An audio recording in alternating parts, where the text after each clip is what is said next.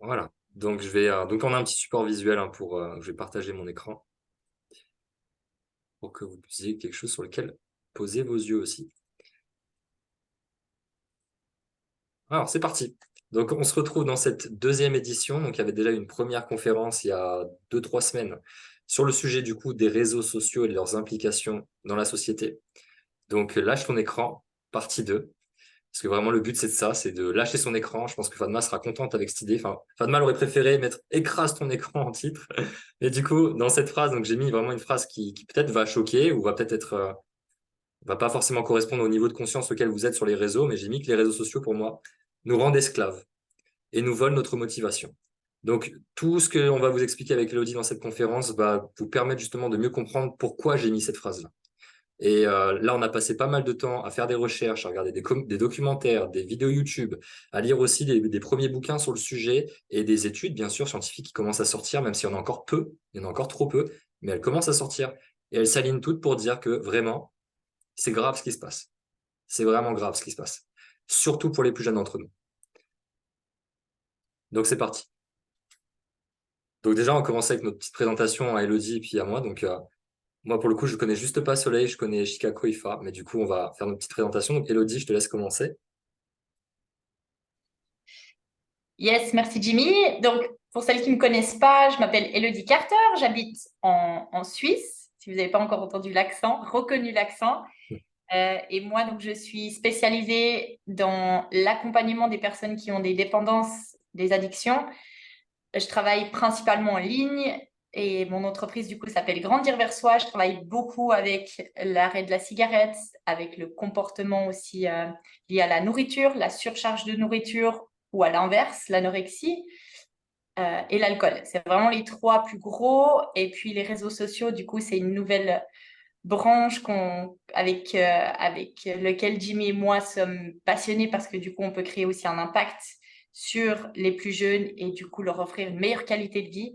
Donc voilà pourquoi on a créé cette conférence et puis on souhaite vous apporter un max de valeur. Yes. Top, merci Elodie. Et du coup, je me présente aussi, donc Jimmy Garcia. Donc moi, mon entreprise, elle porte mon nom, mon code Jimmy Garcia. Vraiment, moi, l'idée de mon entreprise, c'est d'aider les gens à libérer leur plein potentiel, à exprimer. C'est un peu cliché, mais la plus belle version d'eux-mêmes, de pouvoir vraiment choisir la vie qu'ils ont envie de vivre, telle qu'ils ont envie de la vie telle qu'ils ont envie de la vivre.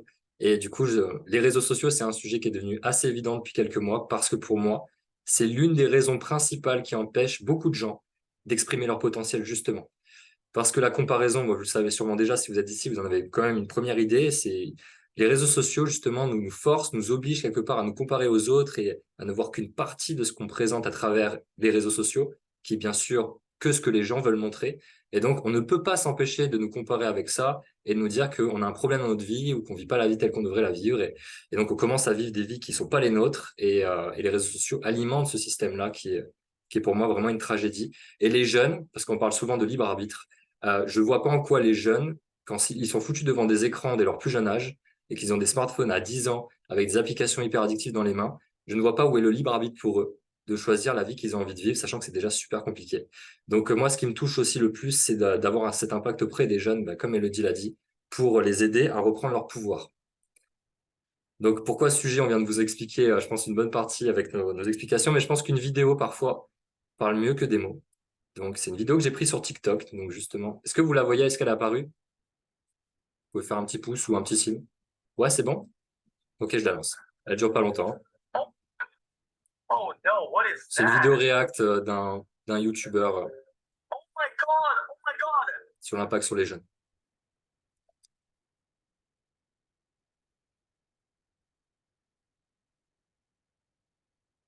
Là, on voit les jeunes qui sont de plus en plus tôt foutus devant les écrans, que ce soit à table, que ce soit dans toutes les circonstances où les parents n'ont plus à s'occuper d'eux.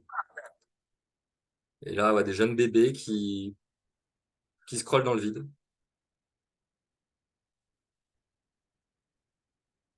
Donc moi, quand je vois ces images, ça me touche et c'est quelque chose qui est en train de se répandre de plus en plus. Et vous allez comprendre encore mieux avec la suite.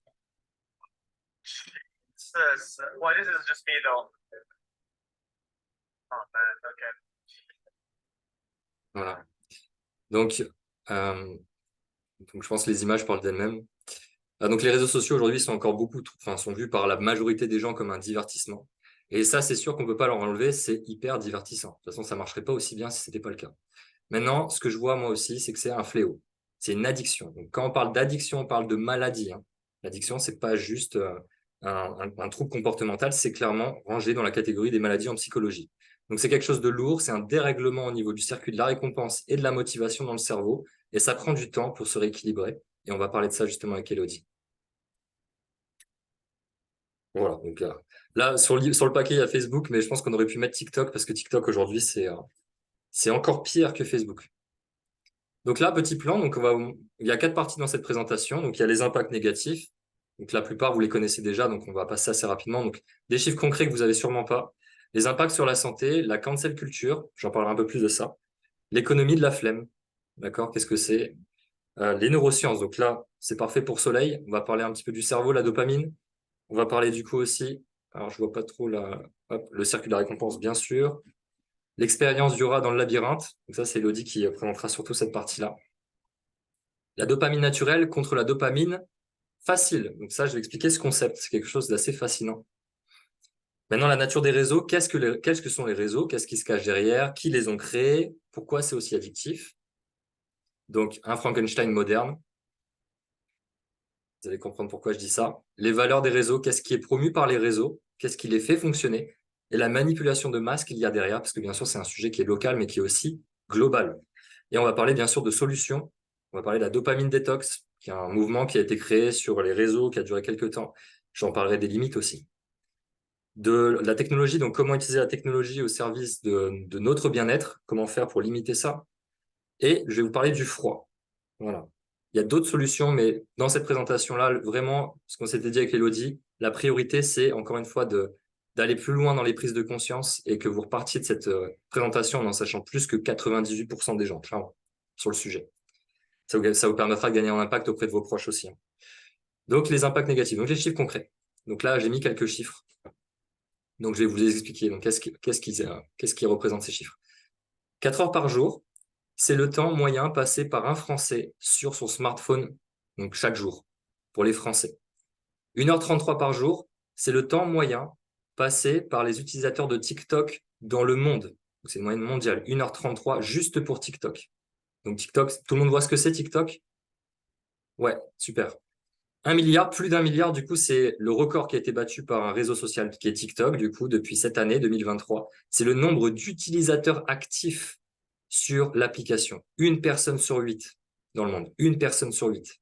350 millions, c'est les moins de 14 ans qui utilisent TikTok de manière active. 1 personne sur 3 qui utilise TikTok a moins de 14 ans. Donc très jeune. Encore une fois, je le redirai après, mais les stades de maturation du cerveau, c'est jusqu'à 25 ans. Peut-être même 30 ans. Il y a des études qui disent que c'est plus que 30 ans. 5h33 par jour, là, on a des gros chiffres. 5h33, c'est le temps moyen passé par les utilisateurs de TikTok qui ont entre 10 ans et 14 ans. 5h33. Et ceux qui ont entre 14 ans et 18 ans, c'est 8h39 par jour. 8h39 par jour, en moyenne. Donc ça, c'est TikTok. Donc bien sûr, il n'y a pas que TikTok, il y a toutes les autres applications, tous les autres réseaux maintenant se sont calqués sur TikTok parce que c'est celle qui est en train de tout exploser en termes de temps d'écran. C'est pour ça que Facebook a créé les réels récemment, les réels Facebook, pour copier sur les réels Instagram, mais qui ont copié sur TikTok. Et même sur Snapchat, il y a également cette version réelle des courtes vidéos qu'on peut swiper parce que c'est ça le truc le plus addictif aujourd'hui. Donc, vous pouvez prendre des screens de la présentation si vous voulez avoir les chiffres et les montrer à vos proches. C'est quelque chose qui peut les aider aussi à gagner en impact. Donc, et vous maintenant? Donc, sans jugement, ce que je vous propose, c'est de prendre votre téléphone, je vais le faire aussi, et on va aller regarder nos temps d'écran sur nos smartphones. Comme ça, on n'a pas ce qu'on croit, on a ce qui est vrai. Et donc, ça peut des fois être choquant de voir qu'on passe plus de temps que ce qu'on aurait voulu, même nous en tant qu'adultes ici présents, sur nos téléphones. Donc, moi, en tout cas, c'est un Android. Donc, j'ai juste à aller dans Paramètres. Et après, c'est dans Bien-être numérique et contrôle parental. Vous avez peut-être autre chose si vous avez un iPhone, mais normalement, ça se trouve assez rapidement dans les paramètres.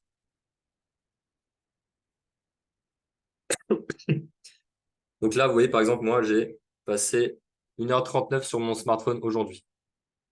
Ça, c'est juste aujourd'hui. Mais on peut aussi voir sur la semaine.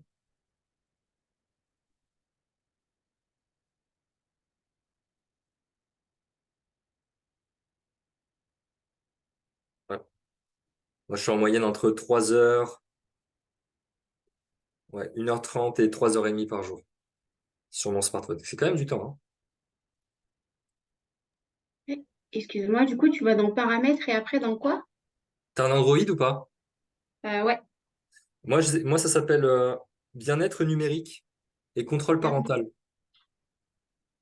Moi, c'est vrai que j'ai un Redmi, alors peut-être c'est un peu différent. J'ai un Huawei, je sais pas, j'ai Ah, pas t'as un ça. Huawei. Ouais. Euh, alors, Huawei, il n'y a pas tant d'écran ou un truc qui te ferait penser à tant d'écran? Peut-être essaie de cliquer, sélectionne des trucs qui pourraient ressembler à. Ouais, je vais cliquer sur tout, je sais pas où on met. Et pour les autres, si vous avez trouvé, vous pouvez aussi le partager, soit vous pouvez le mettre dans le chat, sinon vous pouvez activer vos micros. J'en profite aussi, si vous avez des questions, vous pouvez les mettre au fur et à mesure dans les chats et du coup, on y répondra. Yes. Alors moi, du coup, comme j'ai la présentation, je vois pas forcément le chat, donc je te laisserai peut-être me dire, Elodie, ou y répondre toi-même, si, Ouais, ça marche. voilà, si tu peux apporter une réponse. Je crois que c'est équilibre digital, mais vu que moi, je l'avais pas activé, bah, il n'y a rien. Et Ah, j'ai ok, pas de réseaux sociaux, en fait, donc je sais pas si d'accord. De est-ce que toute c'est façon, toi, illégal. tu l'utilises plus trop ton téléphone, là. Non. Franchement, j'essaye de... Ah ouais. Yes. Et peut-être pour Soleil, Chicago, est-ce que vous avez trouvé? Chicago, il faut juste que tu remettes ton micro. Voilà. Voilà. 2h30 par Deux heures jour. et demie par jour, ok, top. 2h30.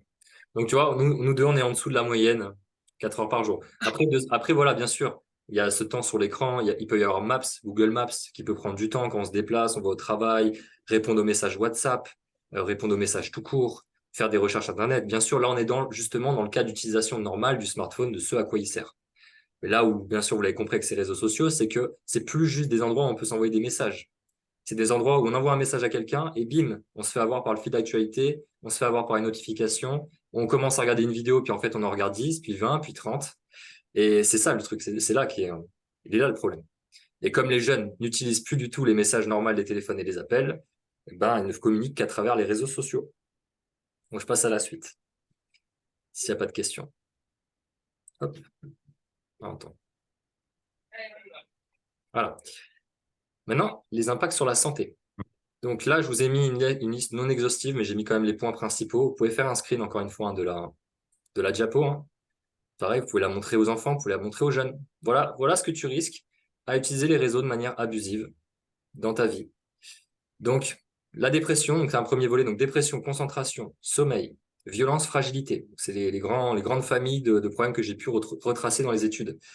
Donc, dépression, bien sûr, il y a les réseaux sociaux, l'utilisation des réseaux sociaux favorise l'anxiété, mais les écrans en général, l'anxiété, qui est notamment liée à la comparaison qui est très forte sur les réseaux.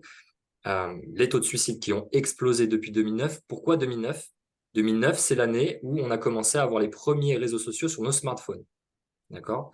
Donc, il y a une corrélation très forte entre le taux de suicide et depuis qu'on a accès au réseau de manière si simple avec nos téléphones. Dérèglement émotionnel, on sait que pareil, les réseaux sociaux peuvent dérégler nos émotions, notre façon de vivre nos émotions et les circuits qui font intervenir la régulation émotionnelle. Donc, c'est au niveau du lobe préfrontal dans le cerveau.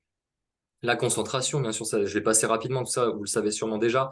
On a une fragmentation de l'attention. Comme je vous ai dit, avec ces formats de vidéos courtes où on swipe d'une vidéo à l'autre, on change complètement de contexte. On peut passer d'une vidéo, encore une fois, d'un chat qui est en train de miauler, qui est tout mignon, à une vidéo d'un paysage magnifique, à une vidéo d'un gars qui va faire du skate et qui va se péter la gueule, à une vidéo d'un gars qui fait un discours motivationnel. Donc, on change complètement de contexte. On prend de la dopamine à chaque fois, on va expliquer ça plus en détail, mais du coup, on est dans une société aujourd'hui où les gens n'ont plus la patience de rien parce qu'ils veulent du contenu tout de suite et parce qu'ils ont accès à ça rapidement avec leur téléphone. Donc, ils veulent que la vie ressemble à ça. Donc, la fragmentation de l'attention, c'est un vrai problème, ça aussi. L'impatience, donc du coup, ça va de pair. On est de moins en moins patient et ça, c'est évident. Les jeunes aussi. Une surstimulation du cerveau, donc ces informations qu'on reçoit, on est bombardé d'informations avec ces réseaux en permanence. entre la télé et tous les types de réseaux qui existent, on est surstimulé, le cerveau est surstimulé. Une surstimulation du cerveau, ça entraîne une fatigue au niveau du cerveau, au niveau de la réflexion, forcément, et qui va du coup favoriser des troubles, donc des TDAH, ces troubles comportementaux. Pareil, une explosion des TDAH depuis ces dernières années et des corrélations qui ont commencé à être tracées avec les réseaux sociaux. Le sommeil, ça bien sûr c'est quelque chose de très connu, hein, la lumière bleue des écrans fait penser à notre cerveau qu'on est toujours éveillé, donc la plupart des gens regardent leur téléphone dès le réveil et puis le regardent avant de se coucher. Du coup, leur cerveau ne se met pas vraiment en mode sommeil, donc le sommeil est moins réparateur et de jour en jour, on a une dette de sommeil qui s'agrandit. Et on sait à quel point le sommeil, c'est fondamental et surtout pour les jeunes, encore une fois. Enfin, pour tout le monde, en fait. Violence. Donc là, bien sûr, une augmentation de la violence avec les réseaux. Beaucoup de vidéos violentes sont valorisées parce que c'est quelque chose qui plaît, la violence, quelque chose qui attire l'attention, quelque chose qui nous fait regarder. Donc, on a une désensibilisation majeure des gens, des jeunes, face à la violence. Aujourd'hui, on reste près de scènes de violence, on est presque ébahi, on bouge plus, il n'y a plus de réaction, on est un peu zombifié par rapport à ça. Même limite, il y a une fascination qui se crée pour la violence, qui se retranscrit dans la pornographie, qui se retranscrit dans la pratique sexuelle de plus en plus de gens, une pratique de plus en plus violente. Ils ont besoin de violence pour se sentir vivre, pour sentir quelque chose, en fait. L'irritabilité très forte que vous avez peut-être déjà commencé à observer chez vos jeunes, chez vos enfants. L'irritabilité qui est liée aussi au sevrage, au manque, parce que c'est une addiction et parce que les quantités de dopamine qui sont générées sont colossales. Donc, les gens sont de plus en plus irritables. Et la fragilité, donc une fragilité qu'on observe depuis les années 90 au niveau de la fragilité physique chez les jeunes. Ils sont plus fragiles physiquement que les jeunes des années 90, les jeunes d'aujourd'hui. Ça donnait ce nom à la génération Z, je crois, et ce nom Snowflakes en surnom à cette génération. Snowflakes qui veut dire flocon de neige en anglais. Comme quoi, ce sont des jeunes aujourd'hui qui, au moindre problème, au moindre drama, fondent quelque part. Donc en fait, sont perdus émotionnellement, ne savent pas gérer et donc donnent des jeunes adultes qui sont très fragiles émotionnellement, très instables. Et donc tout cela favorise derrière des TCA, des TDI. Je ne vais pas rentrer dans le détail, mais on a des troubles identitaires, des troubles de l'identité, troubles de comportement alimentaire qui sont de plus en plus fréquents aussi et qui sont favorisés par les réseaux sociaux. En fait, l'utilisation des réseaux sociaux favorise toutes les autres addictions parce qu'elles fonctionnent de la même façon. Donc, on trouve dans les réseaux sociaux ce qu'on peut trouver dans d'autres addictions et du coup, elles s'alimentent les unes les autres et ça donne cet effet d'amplification qui est gravissime. La cancel culture, je vais aller rapidement là-dessus. Donc, la cancel culture, c'est ce que vous connaissez très bien sous le nom d'un peu du cyberharcèlement. Aujourd'hui, comme tout le monde est connecté, on est au courant de tout ce que font les gens. Dès qu'on partage quelque chose sur Internet, il suffit que vous fassiez une erreur ou que vous ayez un abus de langage ou que vous soyez la cible de groupe.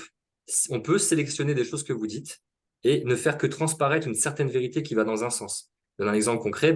Si par exemple, on prend une vidéo où tu critiques un petit peu un groupe de personnes, on ne sait pas pourquoi, mais dans un contexte qui est bien défini, on pourrait isoler ça et cibler ça et puis attirer la haine de millions de gens, comme ça, gratuite, qui vont vous traiter comme si vous étiez la pire ordure alors que vous avez fait quelque chose qui est soit une erreur, soit quelque chose de pas si grave que ça, et ça peut aller vraiment très loin. Avant, il y avait le harcèlement que vous avez sûrement déjà connu à votre jeunesse. Moi, c'est quelque chose que je connaissais déjà dans les années donc avant 2000, parce que je suis né en 95, ça existait déjà. Mais le cyberharcèlement, c'est encore plus loin parce qu'on est sur un mode d'harcèlement qui nous poursuit à la maison. C'est-à-dire qu'avant, on était tranquille. Vous rentrez chez vous, vous sortiez de l'école, terminez. Normalement, vous êtes chez vous, vous êtes à peu près en sécurité. Maintenant, vous êtes chez vous, vous prenez votre téléphone, vous ouvrez vos applications et vous faites harceler à nouveau par message privé, sur Instagram, etc. C'est quelque chose qui vous suit. Voilà pourquoi le taux de suicide aussi est en pleine explosion, parce que les jeunes ne trouvent même plus de répit, ils savent même plus où se cacher. Donc, bien sûr, la solution serait de se couper de leur téléphone, mais on est dans le domaine des addictions, et donc ce n'est pas si simple que ça. Maintenant, l'économie de la flemme. L'économie de la flemme, c'est une économie que vous connaissez peut-être pas sous ce nom, mais vous avez tous vu ces entreprises, je pense, des entreprises qui ont explosé, notamment liées au fait qu'aujourd'hui, les gens, il y a plein d'études qui montrent qu'on est de plus en plus flemmards, on a de plus en plus la flemme de sortir de chez nous, on a de plus en plus la flemme de faire des efforts, en fait, de manière générale, et donc d'aller faire nos courses, ça devient trop compliqué, donc autant commander. D'aller au restaurant, trop compliqué, on va commander, on va rester à la maison. Et donc, on reste chez soi et on fait appel à toutes ces entreprises, et il y en a plein d'autres, parce que c'est plus facile comme ça. Donc, on a finalement une désociabilisation parce qu'on ne sort plus de chez nous. Et c'est paradoxal parce qu'on parle de réseaux sociaux. Donc, on a une allergie à l'effort qui est en train de prendre du pas sur la société actuelle. Donc, est-ce que vous avez des questions? Ça va m'arriver de tousser. J'ai chopé une merde il y a quelques jours, donc désolé si je tousse. Mais si vous avez des questions, vous pouvez intervenir maintenant. J'ai déjà donné pas mal d'informations. Si c'est clair pour vous, on peut aussi avancer. Est-ce que Soleil, tu aimerais plus d'informations sur le TDI et le TDA? Il y avait une question dans le chat. Ah, C'est quoi le TDI, le TDA? hop. Ah, salut Soleil. C'est plutôt sur le TDI, le truc d'identité, je ne sais pas ce que c'est. Attends, je reviens en arrière du coup. Hop.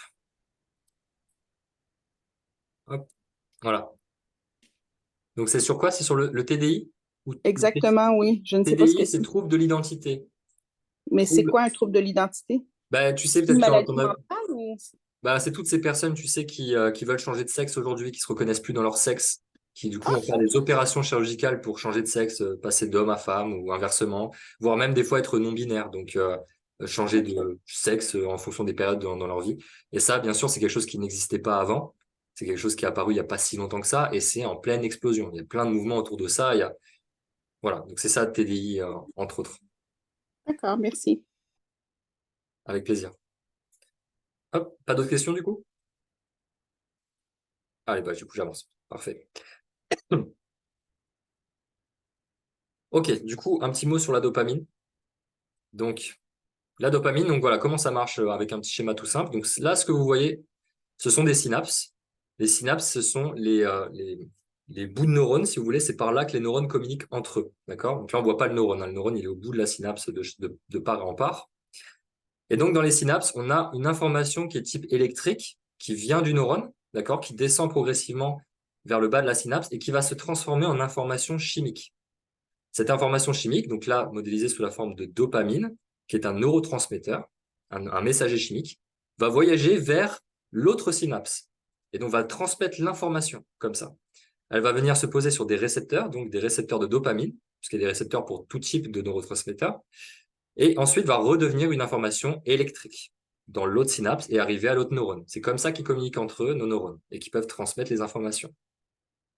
Donc ça, c'est au niveau de la dopamine. Maintenant, la dopamine, donc moi, j'ai mis que c'était la poste du plaisir. D'accord? C'est vraiment le neurotransmetteur qui est lié à la sensation de plaisir. C'est le principal.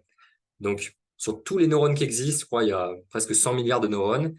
Il n'y en a que 10 000, apparemment, il n'y en aurait que 10 000 qui sont capables de générer de la dopamine. Donc, c'est très peu finalement sur la quantité de neurones qu'on a. Et donc, voilà, c'est vraiment celui c'est ce neurotransmetteur-là qui est engagé dans tout ce qui tourne autour du plaisir. Juste pour faire pour donner quelques exemples, la dopamine, ça peut aussi simplement être le fait d'être face à un coucher de soleil et d'apprécier. Votre corps va générer de la dopamine, va générer cette sensation de bien-être, de plaisir. Si vous êtes face à une bonne assiette, un repas qui vous plaît, c'est votre plat préféré, la dopamine va être générée par votre corps. Donc, c'est aussi juste pour démontrer que la dopamine, en fait, elle se trouve dans beaucoup de choses. Dès lors qu'on ressent du plaisir et de la motivation, c'est qu'il y a eu de l'activation de la dopamine. C'est ça. Et du coup, les réseaux sociaux ont un effet quadruplé sur la quantité de dopamine qui est libérée dans le corps et que du coup, le corps n'arrive pas bien à gérer parce qu'il y en a trop. C'est ça, c'est énorme. C'est des quantités faramineuses. Donc ça intervient, donc la dopamine intervient notamment dans le circuit de la récompense. Donc vraiment rapidement, donc là vous avez en rouge donc le circuit. En fait, c'est tous les endroits dans le cerveau où est générée la dopamine. Donc c'est pour ça qu'on appelle ça le circuit de la récompense. C'est surtout cette ligne rouge. Et en fait, on a identifié donc là vous voyez, hein, si vous voulez les termes un peu plus scientifiques, hein, pour toi Soleil, si tu veux prendre encore une fois un screen. Donc on a surtout la TV qui est assez connue dans ce système. Donc l'aire tegmentale ventrale. Donc la dopamine va être d'abord sécrétée ici et ensuite va cheminer sur tout ce chemin-là, il va être sécrété aussi en chemin, donc dans l'accumbens, dans le putamen et au niveau du cortex frontal. Et donc, on a deux grandes catégories qui tournent autour de la dopamine. On a le mouvement, la mise en mouvement, donc la mise en action, qui du coup concerne l'ATV, l'accumbens et putamen surtout. Donc, ça va être le corps, au niveau du corps, il va s'apprêter à passer à l'action. D'accord? On va commencer à avoir de l'énergie. On va avoir cette motivation qui va nous donner envie de passer à l'action. Et on a l'attention qui est au niveau du cortex préfrontal. Comme je vous ai dit, c'est la zone ici, hein, la zone avant du cerveau. La dernière à s'être développée, celle qui est surtout sollicitée dans la réflexion, dans la capacité à planifier sur le futur, à pouvoir voir sur le long terme, à pouvoir à résoudre des choses compliquées. Aussi au niveau de la régulation des émotions. Bon, il y a plein d'autres choses, mais c'est en gros la partie exécutive de notre cerveau. C'est ce qui nous différencie des animaux, très clairement. Et donc l'attention, donc c'est ce côté focus. Là, vous voyez une part de chocolat, d'accord? Vous la voyez à 3 mètres sur son assiette avec son petit coulis de chocolat. Boum! Les yeux s'ouvrent en grand, les pupilles se dilatent. J'ai envie de cette part de chocolat. Et donc avant ça, en premier, on a déjà eu le mouvement qui s'est mis en place. Vous êtes tourné, vous êtes prêt à vous lever de votre chaise. Donc voilà, ça c'est le circuit de la récompense. Et donc ce qu'on observe d'un point de vue biologique, c'est que le plaisir, d'un point de vue purement biologique, hein, le plaisir, ça nous sert juste à passer à l'action pour survivre. Donc, nous alimenter, avoir une pratique sexuelle, toutes ces choses-là, en fait, qui vont nous permettre de survivre, tout simplement. Donc ça, c'est le côté naturel, c'est la fonction biologique première de la dopamine. Si on n'a pas de dopamine, on n'a plus de motivation à rien. Une expérience qui a été menée sur des rats, on a court-circuité les zones de leur cerveau qui produisaient de la dopamine, donc ils n'avaient plus de dopamine. On s'est rendu compte qu'en mettant même un bout de fromage, alors qu'ils étaient en train de crever la dalle, à quelques centimètres d'eux, les rats ne bougent pas. Ils ne bougent pas pour aller manger le fromage. Ils n'ont plus de motivation, même à survivre, en fait. Ils se laissent mourir. Et si on leur enlevait pas ce truc-là dans le cerveau, ils seraient morts. Ils seraient morts de faim, par manque de motivation. Donc ça, c'est ce qu'on voit dans le côté où on n'en a pas assez. Donc c'est ce qu'on peut voir aussi chez les personnes qui sont atteintes de dépression.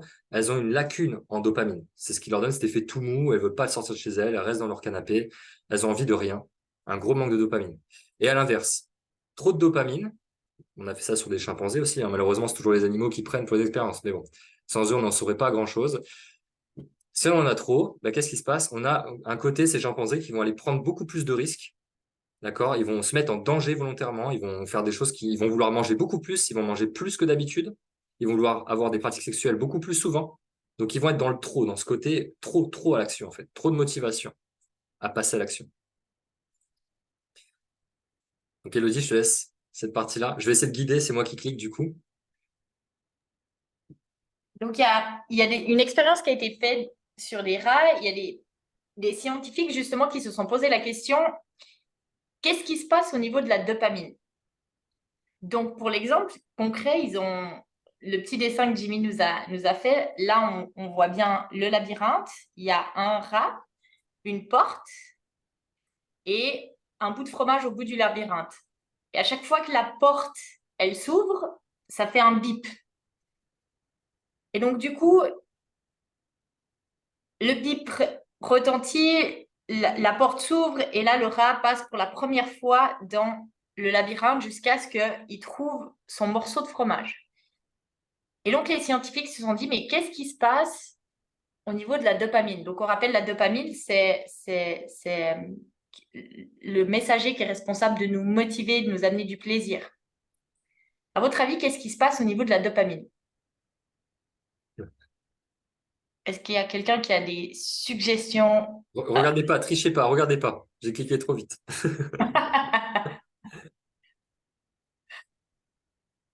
Si quelqu'un veut prendre la parole, sinon je continue. J'imagine que ça doit activer dans le cerveau, quand il entend le son, un peu comme les chiens de Pavlov, là,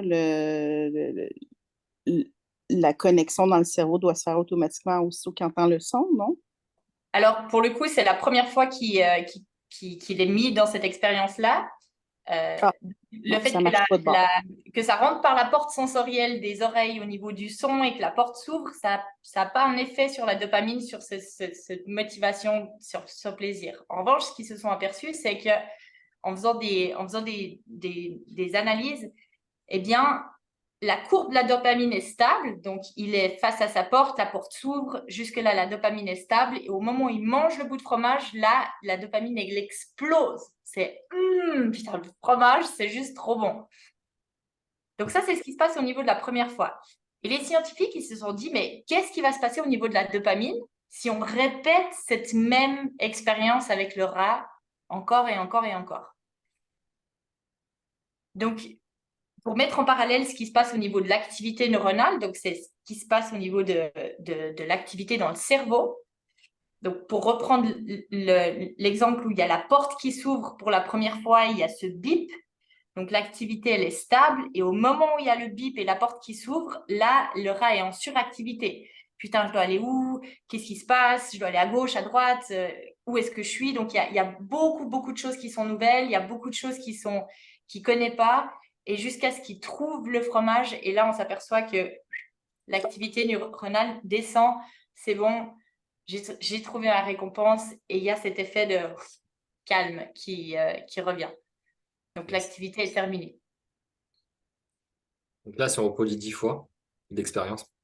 Et donc là, voilà, c'est au bout de la 10e fois. Donc, pour refaire du coup ce qui se passe au niveau de la dopamine, à votre avis, est-ce que la dopamine évolue au bout de la 10e fois?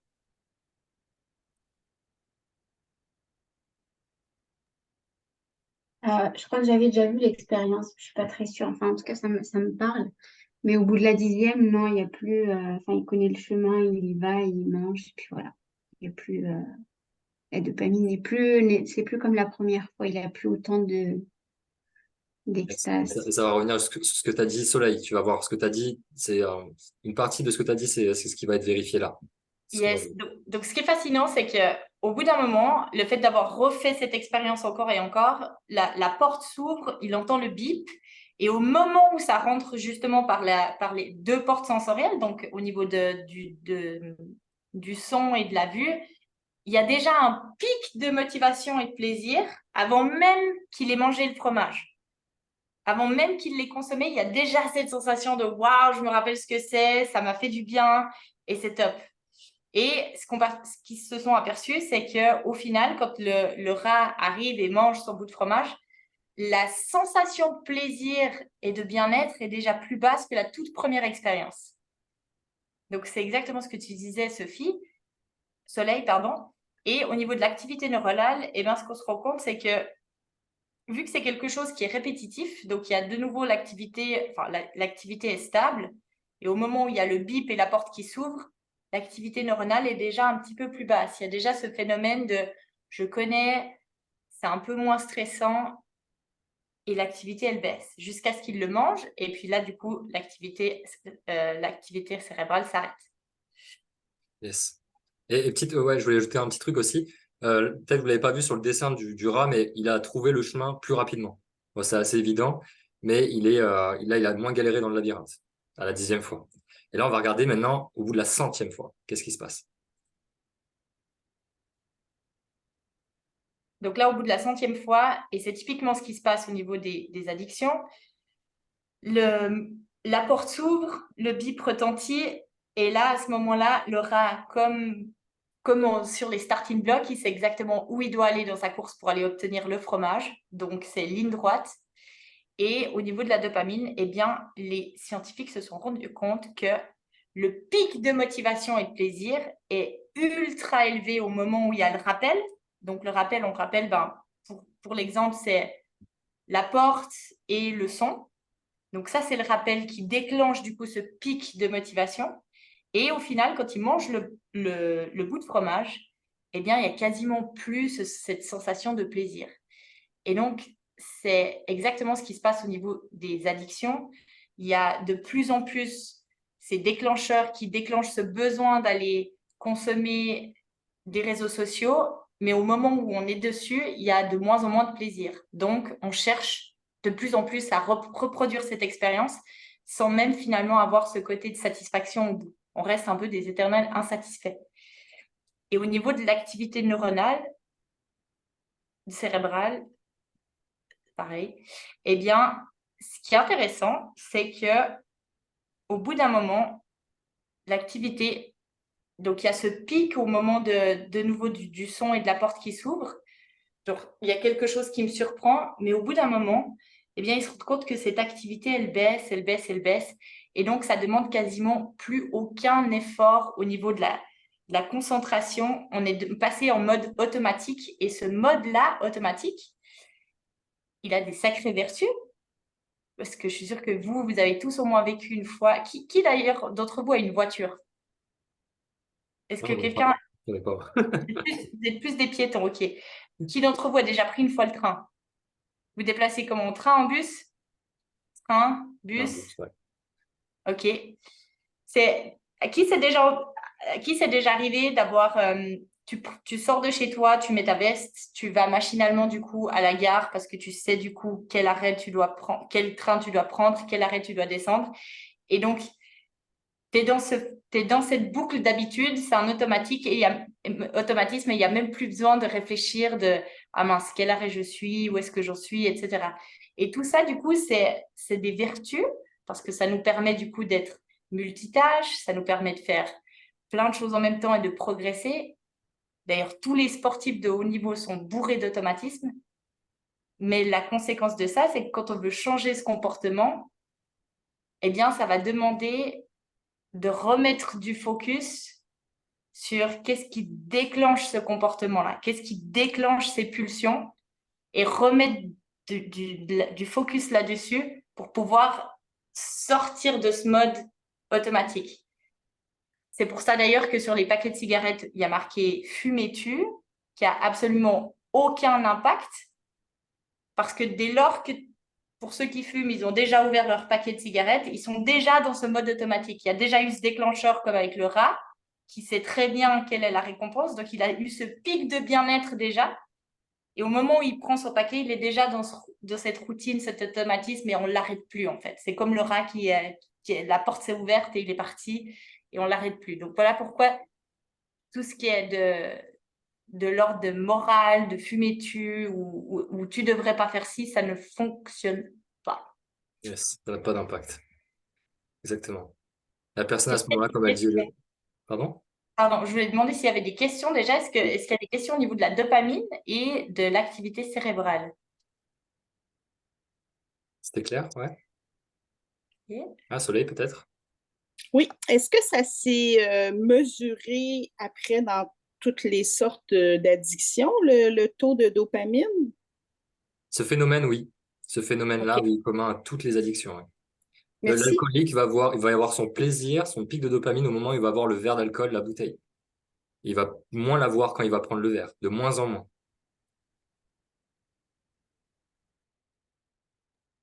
Ah, j'ai perdu du soleil. Top. Est-ce qu'on a répondu à ta question? Est-ce qu'il y a d'autres questions par rapport à ce graphique-là, ces exemples? Sinon, je laisse Jimmy prendre la suite. Non? Bah, let's go. Alors maintenant, quel concept intéressant on ressort de ça? Donc, on a la dopamine facile, donc j'ai appelé ça comme ça, dopamine facile, dopamine naturelle. Donc, la dopamine naturelle, c'est ce que je vous expliquais tout à l'heure avec Elodie, c'est le côté biologique, d'accord? C'est avoir besoin de dopamine pour être motivé, pour passer à l'action, donc pour survivre. Bon, au final, sur notre vie, c'est plus vraiment la survie qui est en jeu, c'est surtout passer à l'action pour avancer, tout simplement. Et donc, ce qu'on observe, il y a un phénomène qui est vicieux, bien sûr, avec ça, et qui se rajoute à ce qu'on a déjà dit, c'est que là, on va avoir du coup l'homéostasie. L'homéostasie, c'est l'état d'équilibre au niveau de la dopamine. D'accord? On a l'homéostasie pour à peu près tout dans le corps et on peut prendre l'homéostasie pour n'importe quel neurotransmetteur. C'est un état d'équilibre. D'accord? Quand on est exposé du coup à tous ces pics de dopamine comme aujourd'hui, on vit dans une société de confort. On a du confort partout. On n'a jamais eu autant de confort de notre vie. Qui dit confort est bien sûr associé souvent à la dopamine également. Les réseaux sociaux, ça en est un exemple marquant. Donc, on est exposé à des fortes fluctuations de dopamine. Donc, le corps est très bien fait, le cerveau est extrêmement bien fait. Qu'est-ce qu'il va faire? Il va essayer de contrecarrer ces augmentations de dopamine soudaines. Hop, je suis sur TikTok, hop, je prends mon verre d'alcool, hop, je fume ma cigarette, hop, je bouffe du chocolat. Boum, pic de dopamine qui était pas prévu, entre guillemets. Et donc, le corps, le cerveau, il va venir diminuer son homéostasie. Donc, en gros, il va produire moins de dopamine, le cerveau. De manière classique, de manière naturelle, il va en créer moins. Il va en créer moins pour contrebalancer cette augmentation. Au fur et à mesure qu'on prend des pics, eh bien, l'homéostasie va descendre, descendre, descendre, petit à petit. Donc, ce qui fait que, à partir du moment où on a fini d'assouvir notre besoin, notre plaisir, eh ben, on a moins de dopamine. Ce qui donne cet effet, surtout qu'on voit très clairement chez les adolescents, de trouver la vie qui est fade. La vie perd son sens. Donc, on a ça en conclusion. Donc, on a une baisse de dopamine, comme je vous ai dit, un sentiment de vide qui émanent de ça, parce que du coup, on ressent ce besoin, on a moins de dopamine au niveau de notre cerveau, on a une perte de motivation, du coup, parce qu'on a moins envie de passer à l'action, on a moins de dopamine, et la vie paraît fade. Et ça, c'est bien sûr quelque chose qui vient alimenter la dépression, l'anxiété et tout ce que je vous ai dit avant. Parce que quand la vie paraît fade, eh bien, on est dans cette quête en permanence à vouloir remplir ce besoin de dopamine qui nous manque. Mais notre cerveau n'en crée plus jusqu'à un seuil où il en crée tellement peu qu'en fait, c'est dur de vivre. Donc, qu'est-ce qu'on va faire avec cet état-là de paraître la vie fade? Eh ben, ça va venir nourrir davantage ce système, ça va renforcer ce système de récompense. On va aller chercher quelque chose qui va nous permettre de nous sentir mieux, mais ça ne veut faire qu'empirer la situation sur le terme. Et c'est comme ça qu'on arrive à l'addiction, très clairement. Et là, ce que décrit Jimmy à ce stade, c'est que on se rappelle, hein, au début, il y a vraiment ce pic de plaisir au moment où tu consommes la première fois ce fromage, ou tu vas la première fois sur les réseaux sociaux, où tu prends cette cigarette. Mais au bout d'un moment, eh bien, cette sensation de plaisir, justement, elle diminue et il y a de moins en moins cette sensation-là. Par contre, le fait d'être en surconsommation de réseaux sociaux, il y a cet effet du coup ça me donne ces shoots énormissimes de plaisir et de bien-être. Donc, le corps, il se dit, putain, mais qu'est-ce qui se passe? Il y a beaucoup trop de dopamine, je coupe les vannes, j'arrête de produire parce que j'ai besoin de réguler du coup le corps. Et malheureusement, ce qui se passe, c'est que quand le corps, il coupe la production naturelle de dopamine, et au bout d'un moment, ce pic qu'on a ressenti, ce pic de plaisir, de bien-être qu'on a ressenti par la consommation, par ce déclencheur de vouloir les consommer, au bout d'un moment, il descend. Mais sauf qu'il ne s'arrête pas à un niveau stable, il descend en dessous de cette ligne de bien-être. Et c'est là où il y a cette sensation de vie fade, mal-être, et on ne consomme plus par plaisir, on consomme pour combler une souffrance à l'intérieur, on consomme pour combler un mal-être et éviter de vivre cette vie fade. Et plus on va aller vers cette consommation, et bien plus on va du coup avoir cette qualité de vie qui baisse et vouloir de plus en plus combler pour éviter de souffrir à l'intérieur. Et ça, je pense que c'est important aussi de prendre conscience, parce qu'au final, on ne consomme plus pour du plaisir, mais on consomme pour éviter de souffrir. Ouais. Et donc, cette phase-là de sevrage, je ne sais pas si c'est OK qu'on prenne juste une petite aparté. Ce qui se passe aussi au moment de sevrage, quand on arrête quelque chose, qu'on arrête la cigarette, la clope, les réseaux sociaux, le chocolat, il y a cette phase les études montrent entre 20 et 40 jours, où du coup, le corps va naturellement reproduire de la dopamine par lui-même. Donc ça, c'est la très, très bonne nouvelle. C'est pas que la dopamine, elle est coupée, il n'y en a plus. Le corps va naturellement reproduire, mais il y aura ce temps de réadaptation que le corps capte, que il n'y a plus d'apport externe, c'est à moi d'en produire. Et ce moment-là, entre 20 et 40 jours, c'est une phase qui est dure à passer. C'est juste une phase où il y a ce côté, la vie est fade, la vie est dure. Et ça, on l'explique aussi parce que en soi, c'est pas un problème, mais c'est un phénomène qui est scientifiquement parlant, on peut pas l'éviter. Ça fait partie du sevrage. Ouais, et c'est pour ça que c'est un sacré problème, clairement. Donc ouais, entre 20 et 40 jours d'adaptation. Hop. Donc maintenant, je vais vous parler rapidement de neurones miroirs. Alors, neurones miroirs, vous en avez peut-être déjà entendu parler. C'est des neurones qui sont dans le cerveau et qui sont justement qui nous permettent de reproduire des choses à l'extérieur. Donc, on va observer quelqu'un qui fait quelque chose. On va avoir les mêmes neurones que lui qui s'activent en même temps. Ce qui permet du coup justement l'apprentissage. Typiquement, on est des êtres sociaux, donc on peut apprendre par le fait de regarder, notamment grâce à ces neurones miroirs. On a vu via des études que ces neurones miroirs sont aussi impliqués dans la régulation de la dopamine. Autrement dit, quand on est sur les réseaux, encore une fois, et qu'on regarde quelqu'un qui nous montre une belle vidéo de lui en train d'accomplir une prouesse, un effort sportif ou quelque chose de dingue, on va ressentir avec lui, enfin pas ressentir, mais on va produire une partie de la dopamine qu'il produit alors que nous, on est dans le canapé. Nous, on fait rien du tout. Hein. Là, notre cerveau ne fait absolument rien, notre corps ne fait rien. Par contre, il produit de la dopamine par effet miroir, parce qu'il y a des neurones qui sont miroirs et qui produisent de la dopamine. Donc, ce qui nous donne cette sensation-là, en tout cas, donne cette sensation au cerveau, nous, on le sait très bien. Mais le cerveau croit qu'il est en train de faire quelque chose qu'il ne fait pas. Donc, on a cet effet-là d'un cerveau, du coup, qui, on le sait très bien aussi, peut-être vous ne le savez pas encore, mais le cerveau a beaucoup de mal à faire la distinction entre ce qui est réel et imaginaire. Voire même, en fait, il n'y arrive pas. Il ne sait pas vraiment ce qui est réel ou imaginaire. C'est pour ça que le fait de se remémorer quelque chose, un souvenir, vous allez ressentir les mêmes choses que vous ressentiez pendant que vous avez vécu le souvenir. Pourtant, vous n'y êtes pas. C'est pas le même temps, c'est pas la même période, vous n'êtes pas la même personne. Eh bien, ça va réactiver votre mémoire et ça va réactiver vos émotions et les neurotransmetteurs associés à ça dans votre cerveau. Donc, on voit aussi en quoi les réseaux sociaux, ce que je vous ai dit au début, nous coupent de notre envie de passer à l'action, de notre envie de faire des choses qui sont importantes, parce qu'il y a une partie de notre cerveau qui croit qu'on est déjà en train de vivre une vie de dingue, en fait. Lui, le cerveau, quand il produit toute cette dopamine, il sait pas ce qui est mauvais pour lui. Il fait pas de distinction entre dopamine qui est facile et une dopamine qui est naturelle. Dopamine facile qui est donc générée sur tous ces trucs, réseaux sociaux, le porno, la malbouffe, la cigarette, l'alcool, tout ça nous produit une dopamine qui est facile. Et donc, il fait pas la distinction, il n'a pas de jugement de morale. C'est donc à nous qu'il revient de faire cette distinction pour nous-mêmes et de nous alimenter et d'alimenter notre cerveau avec des choses qui sont saines.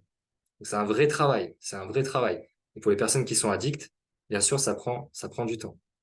Mais comme l'a dit Elodie, heureusement, c'est pas impossible. Heureusement, on peut sortir de ça. Donc, est-ce que vous avez des questions? On a fait une pause il n'y a pas très longtemps, mais peut-être que vous avez des questions sur ce qui a été dit.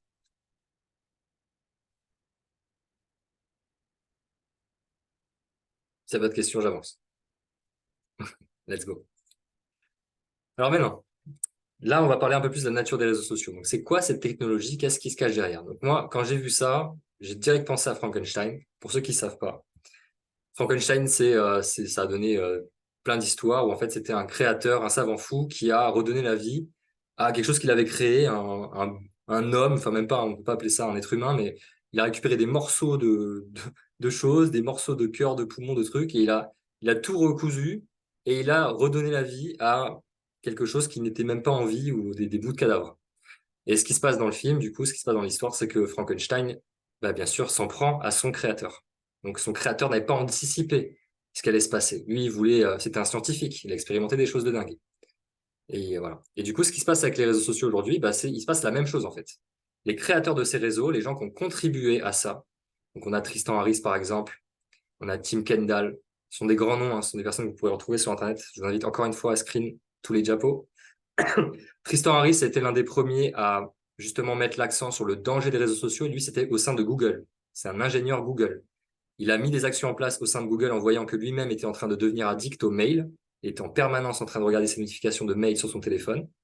Et donc, il a averti toutes les personnes dans Google. Ça a fait beaucoup de bruit, mais au final, ça a été mis sous terre. Il n'y a pas eu de suite. Google n'a rien mis en place parce que derrière, vous allez comprendre pourquoi, mais tout ça, ça génère beaucoup, beaucoup, beaucoup d'argent. Il n'y a pas vraiment d'intérêt pour ces entreprises-là de changer l'addiction. Au contraire, s'ils peuvent la renforcer, ils le feront.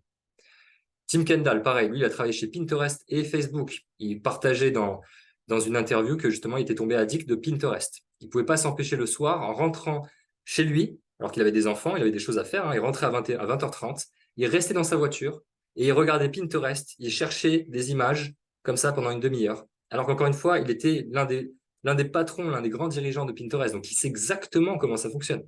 Il sait exactement. Et il est tombé addict.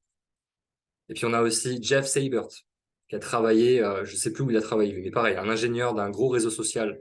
Non, ne sait pas Instagram. Et puis, Asa Raskin, ouais, pareil, un ingénieur. Donc, il y a deux grands noms comme ça, il y en a plusieurs. Eux, ce sont donc les créateurs de Frankenstein. En tout cas, ils ont participé à ça. Ils savaient ce qu'ils faisaient. Par contre, ils n'avaient pas du tout anticipé les effets que ça aurait eu sur la société. Donc là, au moins, eux, le courage qu'ils ont eu, c'est de justement alerter les gens et de commencer à mettre des choses en place pour protéger les gens de ces addictions. Il faut bien savoir d'ailleurs que ces gens-là, donc c'est des grands noms de la Silicon Valley. Donc, c'est des gens qui ont suivi les formations les plus à la pointe et les plus calés sur justement le système, enfin le fonctionnement du cerveau humain. Comment faire pour manipuler l'esprit humain avec le plus d'habilité possible, comment nous rendre addicts à ces applications pour qu'on y passe le plus de temps possible. Et eux, au moins, ils ont alerté tout le monde, et il faut bien comprendre aussi qu'ils protègent leurs enfants de ça, donc ils interdisent leurs enfants d'avoir des smartphones, d'avoir les réseaux sociaux. Donc là, on parle des gens qui ont créé ça. Donc je trouve ça assez parlant. Donc là, ce qu'on retrouve en commun chez tous ces personnages, c'est que Nous nous sommes fait complètement dépasser par les événements. C'est ça qu'on peut retrouver. Donc maintenant, on a un choc des valeurs. On a un choc des valeurs entre les valeurs qui sont promues par ces réseaux sociaux. En gros, qu'est-ce qui fait tourner ces réseaux? Et les valeurs humaines. Donc les valeurs qui sont promues par les réseaux sociaux, c'est ces trois valeurs. L'engagement, la croissance et le revenu. L'engagement, c'est comment faire pour que la personne reste le plus longtemps sur l'application. Ça, c'est l'engagement. La croissance, c'est comment faire pour qu'elle en parle autour d'elle, qu'elle ramène d'autres gens. Croissance. Le revenu, comment générer un maximum d'argent avec ces réseaux. Donc ça, c'est ce qui fait tourner ces réseaux sociaux. C'est ce sur quoi ils tournent. C'est ces trois valeurs. Donc les ingénieurs qui ont travaillé dessus, ils ont réfléchi, ils ont essayé de comprendre comment faire pour maximiser le plus possible ces trois valeurs. Et on a en face, du coup, les valeurs humaines, qui sont des valeurs communes à tous. La réalité, la vérité, d'accord, c'est une valeur qui est importante pour tout le monde. On a besoin de vivre la réalité, on a besoin de vivre ici. C'est peut-être la seule chose qui existe d'ailleurs, c'est l'instant présent.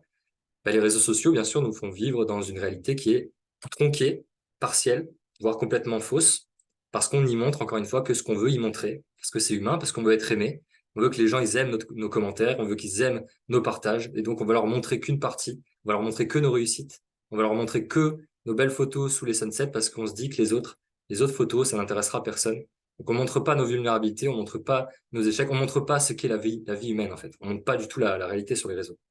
Donc les jeunes sont exposés à une réalité qui n'existe pas et croient que c'est celle-ci la vraie vérité. Et comme ils vivent pas la même chose, parce que la vraie vie, c'est pas ça, il y a un décalage entre ce qu'ils voient et ce qu'ils pensent que la vie devrait être. Et un symptôme qu'on retrouve chez les plus grands dépressifs, c'est de croire que la vie devrait être d'une certaine façon. Et comme la vie n'est pas comme ils aimeraient qu'elle soit, ils dépriment. La santé. Pareil, sans santé, on va nulle part. Comme je vous l'ai montré avec les dernières diapos, la santé est fortement impactée par les réseaux. La liberté.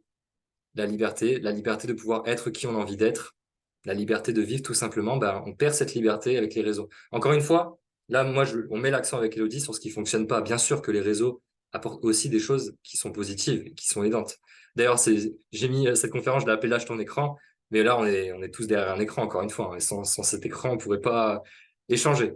Donc là, je mets juste l'accent sur les dysfonctionnements parce que on sait déjà que c'est génial les réseaux, qu'il y a une bonne partie de ça qui a vraiment un sens. Donc l'idée de tout ça, de cette conférence aussi, c'est pas de vous faire complètement couper des réseaux, sauf si c'est votre choix, ça peut être votre choix, mais c'est plutôt d'apprendre à vivre avec et d'en avoir une utilisation qui est intelligente.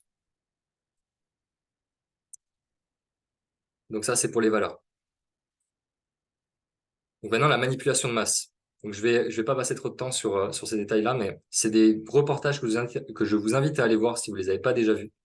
Donc, The Social Dilemma, vous retrouverez tous les personnages que j'ai présentés avant, tous ces dirigeants de réseaux sociaux qui témoignent justement de ce fléau et d'à quel point ils sont dépassés. Parce que ce que je vous ai pas dit, c'est que ces gens-là qui ont créé ces réseaux sociaux, c'est pas eux aujourd'hui qui choisissent le contenu que vous regardez. C'est pas eux. Eux, ils ont plus la main mise là-dessus. C'est des IA. D'accord? C'est des intelligences artificielles qui font le taf pour eux. Et ces IA, comme je vous ai dit précédemment, elles ont ces trois valeurs qui sont rentrées en ligne de mire. Elles ne tournent qu'autour de ces trois valeurs. Donc, elles font tout leur possible pour maximiser ces valeurs. Donc, c'est même plus un être humain qui est derrière. Il n'y a plus d'intermédiaire humain. C'est des salles, si vous ne le savez peut-être pas, c'est des salles remplies d'ordinateurs où toutes nos données personnelles sont stockées. D'accord? Toutes nos données, absolument tout ce qu'on a fait sur Internet est stocké dessus. Ces IA savent de plus en plus analyser ces données. Elles savent du coup dresser un avatar de ce que vous êtes, de ce que vous aimez, en fait, de qui vous êtes. Et va donc vous proposer du contenu qui rentre dans ce qu'elle croit que vous êtes. Vous voyez le truc? C'est ça qu'elle va vous servir sur un plateau. Et donc, Social Dilemma en parle très bien, vous verrez, vous en aurez une compréhension encore plus profonde. The Great Hack, pareil, ça c'est un documentaire Netflix aussi, qui révèle à quel point les réseaux sociaux, ça dépasse juste le bien-être d'une personne. C'est un impact qui est global sur des civilisations entières. The Great Hack, ça révèle à comment Facebook a contribué à faire que l'Angleterre, the Great Britain a quitté l'UE, donc le Brexit. D'accord? Le Brexit a été influencé par Facebook via une entreprise qui s'appelle Cambridge Analytica. Je vous laisserai aller vérifier tout ça. Cambridge Analytica. Donc le Brexit et l'élection de Donald Trump a été faite grâce à Facebook. Alors, par des manipulations Facebook. Pour vous dire rapidement ce qui s'est passé, Cambridge Analytica, c'est donc une entreprise de récupération de données qui ont récupéré des données sur les Anglais et sur les Américains pour ces 2 élections. Et ce qu'elles ont fait, c'est que du coup, elles ont identifié, via les données qu'elles ont récupérées, les personnes les plus influençables dans ces pays. Les personnes, c'est-à-dire les personnes qui n'ont pas vraiment fait de choix. Les personnes qui penchent entre une décision et une autre. Une personne qui dit, ouais, il faudrait peut-être quitter l'Union européenne demain, et puis 2 jours après se dit, en fait, non, c'est pas une bonne idée. Donc ces personnes-là qui savent pas sur quel pied danser, elles ont été ciblées par cette entreprise, Cambridge Analytica. Ils leur ont balancé du contenu via Facebook qui les a fait pencher d'un côté de la balance. Et c'est ces 5-10% qui ont suffi à ce que le Brexit ait lieu et qui ont suffi à ce que Donald Trump soit élu. Sans cette intervention, il est fort probable que ça aurait été l'autre côté de la balance qui aurait été choisi. Il faut bien comprendre aujourd'hui que les Anglais, la grosse majorité, regrettent cette décision d'avoir quitté l'UE. Ils le vivent comme un poids. Et Donald Trump, bon voilà, on n'en parle pas, mais on va pas dire que c'est mieux avec Joe Biden. Donc voilà, donc vraiment là, vous voyez avec les réseaux sociaux que ça va beaucoup, beaucoup plus loin que juste notre bien-être en tant que personne. Ça joue sur nos opinions politiques, sur notre façon de penser. Et ils sont capables de modifier ça avec le contenu qu'ils sélectionnent pour nous. Et donc, ces gens qui ont pris leurs décisions lors des élections ont cru avoir le libre arbitre, ont cru prendre la décision la plus intelligente, mais en fait, ils ont juste été manipulés de A à Z. C'est ça la réalité. Et bien sûr, c'est de pire en pire, et on sait que ça va bien plus loin que ça. C'est les 2 qui ont été révélés, mais vous vous doutez que ça agit sur bien plus de décisions mondiales qu'on nous pense. Donc, le libre arbitre, est-ce que c'est une illusion? On peut se poser la question.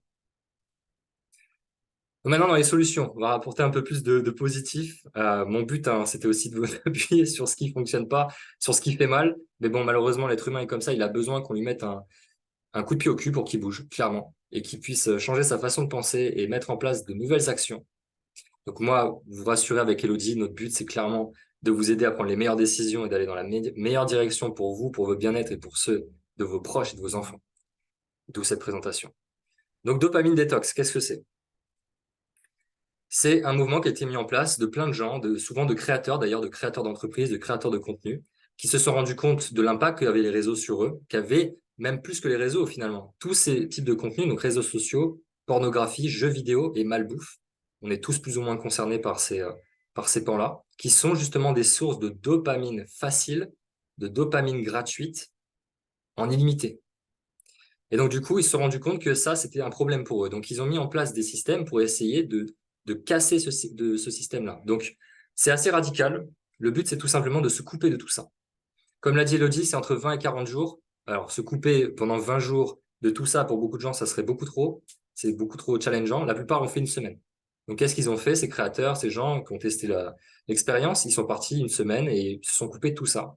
Et ils n'ont rempli leur temps qu'avec des choses qui génèrent, certes, qui peuvent générer de la dopamine, mais une dopamine qui n'est pas gratuite. Une dopamine qui est générée via un effort. Lire un livre, par exemple. Lire un livre, ça demande des efforts. Ça peut générer une certaine dopamine quand on lit des choses qui nous intéressent. Faire du sport, bien sûr, faire du sport. On fait un effort, on se tue à la salle, on se tue pendant 1 heure et on reçoit des shots de dopamine en récompense. Encore une fois, c'est le fonctionnement naturel dans ce cas-là, de la dopamine. Et donc, on se coupe de tout ça pendant 1 semaine. Ça peut être une première solution. Mais radicale, encore une fois, on parle d'addiction. Hein. Donc, comme l'a dit Elodie, c'est pas si simple que ça. La plupart des gens qui ont testé ça, au bout de 1 semaine ou 2, ils se retrouvaient dans le travers, tout simplement. Ils ont recommencé leur utilisation d'habitude des réseaux. Ils ont recommencé d'aller se nourrir avec des choses de dopamine facile, parce que c'est ce qui est partout autour de nous, en fait. C'est très compliqué. Maintenant, contrôle technologique. Donc, comment on peut utiliser la technologie au service de nous-mêmes pour limiter la casse? Donc, moi, je fais partie des gens qui pensent que la première heure de la journée, c'est peut-être la plus importante de la journée. Donc, bien sûr, pour vous-même et pour vos enfants, prendre son téléphone au réveil, c'est peut-être la pire chose à faire. D'accord? Donc, trouver un moyen pour laisser le téléphone loin de la chambre. Moi, je l'ai même mis là, bannir le téléphone des chambres, hein, parce qu'on s'endort avec et on se réveille avec. Donc, c'est un gros problème pour le sommeil, mais pour toutes les choses que j'ai déjà citées. Mais du coup, voilà, éloigner le téléphone la première heure de la journée. Donc, faire quelque chose pour vous, en fait. Faire un truc pour vous, prendre soin de vous, prendre un bon petit déjeuner en ayant conscience de ce que vous mangez. Faire un petit exercice, faire peut-être de la méditation, un peu de yoga, faire des choses qui vous feront du bien, qui sont vraiment pour vous et loin des écrans. Ça, c'est fondamental. Un contrôleur de temps d'écran. Vous pouvez mettre ça en place sur votre téléphone. Là, je ne vais pas vous expliquer, mais vous pourrez trouver une vidéo facilement sur YouTube, il y en a plein, qui vous diront comment limiter votre temps d'écran sur telle ou telle application. Ce qui fait que du coup, passé ce délai, l'application, normalement, ne devra plus fonctionner. Vous ne pourrez plus y accéder. Donc, ça peut être une solution assez intéressante pour TikTok, pour Instagram notamment. Vous pouvez mettre ça en place pour vos enfants. Désinstaller les applications addictives, donc comme on l'a vu avec la dopamine détox, désinstaller, c'est une solution qui est radicale et qui peut fonctionner. Maintenant, quand on se sépare d'une addiction, ben, on penche bien souvent vers une autre. Donc, si vous coupez des réseaux, il est fort probable que vous allez vous retourner sur autre chose parce que votre cerveau va le demander en fait. Il va l'exiger, cette dopamine, il va en avoir besoin. Donc, vous allez vous reporter bien souvent sur la nourriture, c'est le truc classique, les trucs de comportement sur alimentaire. Donc, vous allez manger du sucre pour contrecarrer ça. Mais ça peut être une solution, en tout cas sur le court terme. Bannir le téléphone de la chambre, ça j'ai dit. Désactiver les notifications. Voilà, ça, c'est un incontournable. Ça, je l'ai déjà fait. Je pense que c'est quelque chose qu'il faut absolument faire, retirer les notifications. Quand on travaille, ça vient nous distraire, ça nous appelle en permanence. C'est pas possible. Les notifications, c'est vraiment trop dangereux. Le mode noir et blanc aussi, c'est une solution qui peut fonctionner. Pourquoi? Parce que le mode noir et blanc, du coup, si vous êtes consommateur des vidéos et tout ça, de les voir en noir et blanc, pour le cerveau, c'est beaucoup moins distrayant. Donc, vous allez aller sur l'application, vous allez regarder une vidéo, puis deux, puis trois, puis en fait, vous allez vite vous enlacer parce que votre cerveau va pas trouver ce qu'il cherche. Donc, vous allez arrêter. Donc, ça peut être un bon moyen aussi de limiter le fait de regarder du contenu. Et d'ailleurs, pour les réseaux sociaux, ce qui est intéressant, c'est qu'il n'y a pas que du contenu pourri qui est partagé. Moi, j'ai appris des choses très intéressantes via les réseaux aussi, hein. Donc, pour les jeunes, pour ne pas les couper complètement de ça, parce que c'est pas possible, je pense, pour les jeunes, honnêtement, je crois pas que ce soit possible de les couper totalement de ça, parce que ça serait les couper d'un cercle social. Mais en tout cas, de mettre ça en place pour qu'ils puissent prendre ce qu'ils ont à prendre des réseaux et ne pas trop tomber dedans et ne pas tomber dans le gouffre, ça peut être une vraie solution. Là, je vous parlais d'une expérience du coup que j'ai vécue il n'y a pas très longtemps avec le froid. D'accord? Vous avez sûrement entendu parler des douches froides, de ce mouvement. Il y a beaucoup de gens qui se mettent à la douche froide. Donc la douche froide, en quoi c'est intéressant? La douche froide, c'est vivre un inconfort. Donc là, j'ai mis une citation de Socrate, hein. Un inconfort vécu par choix vaut mieux que deux tu l'auras. Alors non, je déconne, hein. C'est pas de Socrate, c'est une connerie. Mais clairement, de choisir à vivre un inconfort que vous voulez. Donc la douche froide, c'est un moyen qui est assez radical, mais qui peut l'être. Vous allez vivre un inconfort choisi. Votre douche froide va être challengeante. Vous allez vivre un challenge, surtout les premières. D'accord? C'est vraiment pas agréable. Et puis ensuite, vous allez avoir un shot de dopamine qui est libéré, souvent à la fin de la douche froide. Et donc, en faisant ça, moi, c'est quelque chose que je pratique du coup depuis décembre. Donc, ça va faire 8 mois que je prends que des douches froides. Je l'ai fait notamment en lien avec les réseaux sociaux parce que je voyais qu'il y avait ce côté dopamine facile en moi qui était en train de prendre de la place sur mon activité professionnelle et sur ma vie, qui me poussait à aller me nourrir de cette dopamine que je savais n'avait aucun sens. Donc, j'ai mis en place ces douches froides pour reprendre le contrôle quelque part de ma dopamine. Générer une dopamine qui a du sens. Générer une dopamine qui est choisie et qui est suite à un effort. Donc, c'est une vraie source de fierté de pouvoir se challenger par rapport au froid.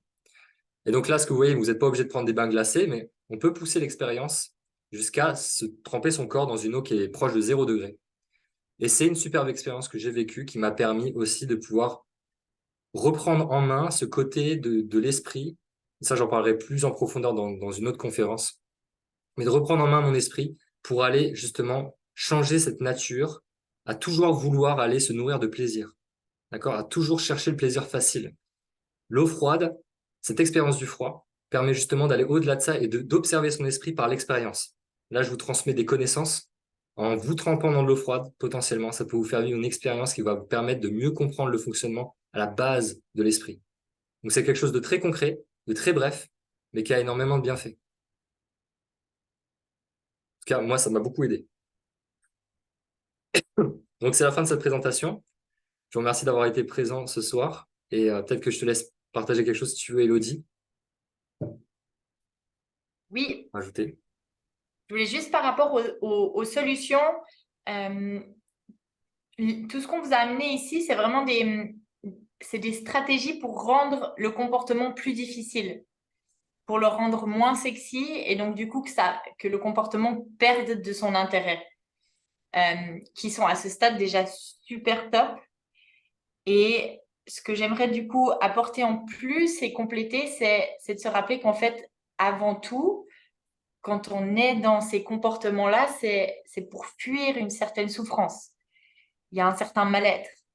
Et on retrouve ça nourrit certains besoins à l'intérieur. Typiquement, pour donner l'exemple de d'une cliente là que j'ai accompagnée pour l'arrêt de la cigarette. Elle, à chaque fois qu'elle ressentait, elle travaille toute seule dans son magasin, un magasin d'alimentation, et à chaque fois qu'elle passait devant l'étagère où il y a le pain et les petits pains et les croissants le matin, quand c'était 10 heures du matin et qu'il y avait encore l'étagère qui était pleine de croissants, ça générait chez elle un stress énorme il y a tellement de pertes parce que ces croissants-là, s'ils ne sont pas vendus encore dans l'heure qui suivent, personne ne va les acheter, du coup, c'est de la perte sèche. Et ce sentiment d'impuissance la poussait du coup à les fumer pour retrouver un peu de l'espace, prendre de la distance avec le problème et avoir cette sensation de j'ai le contrôle de la situation, je vais gérer ce problème-là. Donc, au fait, fumer pour elle, c'était une vraie stratégie pour se donner de l'espace et et répondre à cet inconfort de je me sens impuissante face à la situation. Et je pourrais vous donner 12 000 exemples, mais mon point, c'est que on a des besoins qu'on cherche à nourrir à travers ça et je vous encourage vraiment à ralentir et à vous poser vraiment la question de quoi j'ai réellement envie. Juste pour donner un autre exemple, j'ai une autre femme qui elle, était alcoolique et qui a 2 enfants. Et donc, elle rentrait le soir, c'était vers les 17 heures après la journée de travail. Sa fille était malade ce jour-là. Elle avait une grosse journée de travail et sa fille, du coup, avait sa chambre en bordel. Sa seule envie à ce moment-là, elle, c'était absolument de poser sur ce canapé, se reposer. Et donc, qu'est-ce qu'elle s'est demandé? Elle s'est demandé de ranger la chambre de sa fille, faire à manger, faire les devoirs. Et donc, pour se donner de la force, elle, sa stratégie, c'était d'ouvrir le frigo, prendre une bière et elle appelait ma potion magique.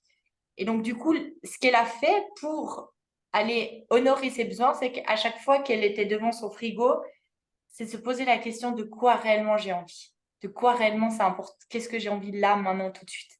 Et de se reconnecter à ses propres besoins, eh bien, ça l'a aidé du coup à conscientiser que, en tout cas dans son cas, le 90% du temps, c'était juste de se reconnaître en tant que femme et de voir qu'en fait, elle fait déjà beaucoup de choses et qu'elle a le droit de s'accorder un moment de pause et que ce soit pas parfait dans la maison. Donc, prendre ce temps de ralentir et de comprendre qu'est-ce qui se cache derrière son comportement, c'est une énorme pépite pour soi et pour les autres. Et en plus de ça, après, de mettre différentes stratégies comme on les a listées, qui rend le comportement plus difficile, moins sexy, eh bien, tout ça, ça va favoriser aussi cette transformation et ce mouvement vers je considère mes besoins d'une manière qui me correspond à qui je suis aujourd'hui, plutôt que d'être simplement l'esclave d'un mal-être plus profond. Top. Voilà. Merci pour tes partages, Elodie. Comment ça résonne en vous, là, ce qu'Elodie vient de partager? Si vous faites le parallèle avec potentiellement une petite addiction que vous avez ou une addiction réelle que vous avez. Pour ma part, moi, j'adore le chocolat. Qui n'aime pas ça? J'ai un vrai problème. Non, mais vraiment, j'ai vraiment un vrai problème avec le chocolat. Et le gâteau, il faut qu'il y ait du chocolat dessus. Dès qu'il y a du chocolat, je prends, je mange, je mange, je mange. Je suis capable de finir un paquet de chocolat en 30 secondes. Hmm. Et ouais, en ce moment, c'est vrai que je m'observe. Je m'observe énormément. Donc, bah, là encore, hein, j'ai encore mangé du chocolat juste avant de venir assister. C'est très chocolat. Avant, j'avais tendance à vraiment culpabiliser. Le fait de culpabiliser, bah, ça me poussait à aller encore acheter du chocolat et encore manger, manger, manger, manger, manger, jusqu'à vraiment être écœurée. Et, trop de sucre, jusqu'à être dégoûtée. Et après, bah, je me dis, mais pourquoi t'as fait ça? Faut vraiment que t'arrêtes. Je me mettais une pression de dingue. Et maintenant que je commence un peu à m'observer, je me dis, OK, bon, bah, t'as envie de ça, te mets pas la pression, mange. Et c'est vrai que j'en mange moins qu'avant. Je finis plus le paquet. Et je sens que ça diminue petit à petit. Bon, c'est pas encore totalement ça, mais je sens que déjà qu'il y a l'envie est moins là. Moi, je me fais culpabiliser. Moi, je me mets la pression à me dire que oui, il faut vraiment que tu sois strict que tu arrêtes et c'est fini. Et plus je me disais ça, et plus en fait, bah, j'avais envie que de ça et rien d'autre. J'ai mangé que ça. Donc, il y avait ça et je sais plus ce que je voulais dire d'autre. Donc, j'avais ça. Et ouais, donc je me mettais énormément la pression. Et puis voilà, bon, là en ce moment, ça va, ça s'est un peu calmé. Et j'avais un autre truc, c'était. Eh ben, je sais plus. Eh ben, Ça va je te sais plus. revenir, ça va revenir. Ouais, ça me reviendra. Donc Très bien. voilà. Merci pour ton partage en tout cas autour du chocolat. Clairement. Ouais. C'est un Avec fléau plaisir. le chocolat aussi. Je fais une conférence dans 2 semaines sur le chocolat, hein. Tu viendras? Allez, allez, moi je suis là, hein. Je te dis, je participe à tout, c'est génial parce que vraiment, hein, je le vois, hein, c'est plus je participe à ce genre de masterclass et plus je fréquente des gens qui sont dans tout ce qui est justement bien-être. Et plus en fait le cerveau, il voit d'autres techniques qui m'aident petit à petit. Je les mets en place et puis ça me parle plus. Et puis je sens qu'il y a vraiment un changement de dingue et je vois des choses différemment. Alors qu'avant, j'avais pas, voilà, je me disais, bah, ok, très bien, t'as envie de chocolat, bah, mange le chocolat et puis c'est tout. Pourquoi tu te poses la question? Même quand je me pose, je me disais, mais pourquoi qu'est-ce que tu cherches à combler en mangeant ça? Hmm. Je me dis, on s'en fout, qu'est-ce que t'as à te poser ce genre de questions? Mange ton chocolat et puis c'est bon, ça passera. Et puis, dans tous les cas, tu vas commencer à culpabiliser. Tu connais déjà cette zone de confort. Tu sais déjà comment ça va se terminer. Et puis, tu recommenceras dans quelques jours. Et là, non, vraiment, je me pose, je m'observe et je me pose vraiment cette question. On me dit, mais pourquoi tu manges ça? Qu'est-ce que ça vient combler? Et C'est petite, bon, top. j'ai pas Et encore. honnêtement, je vous invite vraiment à passer à le faire sur soi-même déjà avant de Ouais, pouvoir le faire, le transmettre à d'autres et accompagner ouais. d'autres personnes, que ce soit ses enfants, des amis ou autres. Mais déjà de l'expérimenter sur soi, à chaque fois qu'il y a cette envie pour passer le chocolat, mais ça peut être pour d'autres personnes, d'autres choses. Mm, Juste d'aller avec cette curiosité de tiens, qu'est-ce qui me pousse en fait? Qu'est-ce qui m'a déclenché cette envie? Comment je me sens émotionnellement? Comment je me sens physiquement? Qu'est-ce qui se passe? Quel est le contenu de mon esprit? Juste d'aller vraiment avec curiosité, mm. comme si on vous mettait dans les mains un nouveau-né et que vous voulez l'observer avec beaucoup, beaucoup d'attention pour comprendre Exactement. Hmm. qu'est-ce qu'il veut dire. Mm. Et ça aide énormément, ça aide déjà parce qu'on est moins dans le jugement, beaucoup moins. Moi, j'avais tendance, bah, quand il y avait des personnes qui étaient addictes à la nourriture, j'avais tendance à juger, mais enfin voilà, t'es déjà assez. Qu'est-ce que tu as à manger encore de la nourriture? Qu'est-ce que tu as à te goiffrer comme ça? Et maintenant, non, en fait, plus je m'observe et plus j'ai de la compassion pour la personne. Et enfin, je suis moins dans le jugement, mais vraiment beaucoup moins. Et je lui envoie beaucoup d'amour. C'est bizarre à expliquer, mais Vipassana, ça a encore plus accéléré ce truc-là. Et je suis plus dans la bienveillance. Je me dis, ok, très bien, t'as pas à la juger, juste bah, tu la regardes avec amour et tu essayes voilà, de lui envoyer de la bienveillance, de la compassion, et puis basta, quoi. Et ça aide aussi le fait de le faire sur nous. Mais en fait, on n'a même plus besoin de donner de conseils aux gens. Les gens nous demandent, bah, ça se voit en fait déjà sur nous qu'il y a un changement, qu'on est différente. Donc, on n'a plus besoin d'aller dire à la personne, bah, tu dois faire ça, il faut que tu arrêtes ça, il faut que ci, il faut que ça. Elle le fait automatiquement. Enfin, je sais, j'ai cette impression en tout cas depuis quelques temps qu'il y a plein de trucs qui ont changé. Donc, je ne sais pas si c'est ça ou pas, mais C'est sûr qu'après je le vois comme Vipassana, ça. il se passe des choses après Vipassana, ça c'est clair. Ah ouais. Totalement. Et, Donc, ouais. Et pour compléter ce qu'a dit Elodie aussi, il y a ce déclencheur. Donc, comme elle l'a dit, quand le rat part dans le labyrinthe, c'est trop tard. Quand la porte s'est levée, que le rat est en train de partir chercher le fromage, on ne peut plus l'arrêter. Donc, mm, quand on est dans l'action, c'est fini. On ne peut que changer cela en agissant sur le déclencheur. Donc, sur le moment où l'envie est là, le besoin est, hop, il y a le pic, c'est là qu'il faut agir. Pour vous-même, du coup, c'est là qu'il faut vous observer. Et ce qu'on observe, c'est qu'il est temporaire, ce pic. Cette envie-là, elle est passagère. Elle va partir. Votre cerveau croit à ce moment-là que c'est un vrai besoin vital. Donc, c'est pour ça que c'est si pressant. Mais en fait, de l'observer, ça peut prendre 1 minute, en fonction de votre addiction, bien sûr, en fonction de l'attachement que vous avez. Ça prendra plus ou moins longtemps, mais ça finira par partir, peut-être au bout de 2, 3 minutes, et vous ressentirez plus ce besoin. Et ça peut être une vraie victoire sur l'évolution de votre rapport à votre addiction, quelle qu'elle soit. Et c'est ce qu'on fait du coup avec Elodie, hein, notamment en coaching. On intervient sur cette zone-là. On cherche c'est quoi le déclencheur, c'est quoi le besoin en vous, qu'est-ce qui vous pousse du coup à entretenir ce comportement et comment on peut faire pour le remplir autrement. Et parfois, le faire seul, c'est impossible. Clairement, on a besoin d'aide. En tout cas, voilà, moi j'ai dit tout ce que j'avais à dire ce soir. Je vous ai transmis la conférence. J'avais juste une D'accord. petite question. Donc, tu disais qu'il fallait arrêter justement, arrêter selon chacun, hein. C'est vrai que moi, j'aimerais bien arrêter tout ça, me couper du téléphone.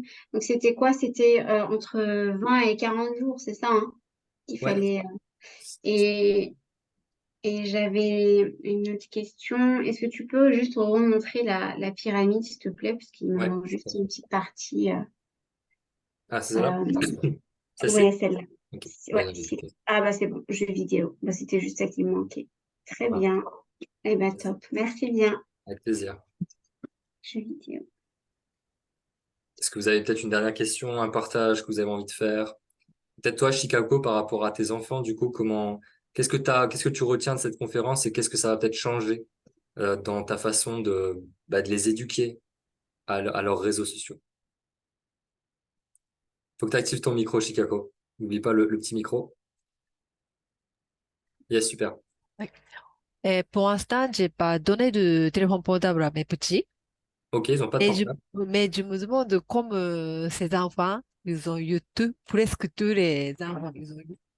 Donc, j'ai un peu hésité de peut-être, je vais donner, je me demandais, donner le téléphone, mais je pense que je vais continuer encore, je ne donne pas pour l'instant. D'accord. Donc, ils n'ont pas accès aux réseaux sociaux du Non, tout. pour l'instant, non. De temps en temps, ils vont utiliser mon ordinateur. D'accord, que sur Oui, l'ordinateur. Ok. oui, oui, donc je vais surveiller. Ok, Pour d'accord. l'instant, oui. Ok.